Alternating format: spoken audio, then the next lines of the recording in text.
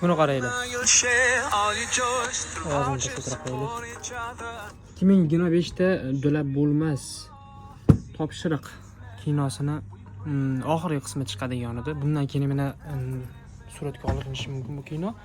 Lekin kutayotgandim. Buni qarang, hozir ertaman shuni.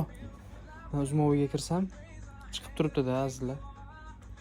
Sizlar ham shunaqa qiziq fikrlashga, dunyoqarashni kengaytirishga manfaat beradigan kinolar bo'lsa, izohlarda yozinglar, xudo xolasa birgalashib ko'ramiz. Hozir buni endi boshladik tomosha qilishda. Kitob zo'r, kinoga manfaat beradi, sayohat ham juda zo'r. Sayohat haqida men zo'r narsa eshitganman. Birgina sayohat 50 ta kitob o'qishlikka teng. Bu ham sayohat qilinganda ham tafakkur qilingandagina sayohat. Tafakkur qilib, uni tahlil qilingandagi sayohat shunaqa foyda beradi. Kitobda ham o'z o'rni bor, kinoni ham, suhbatda ham, sayohatda ham.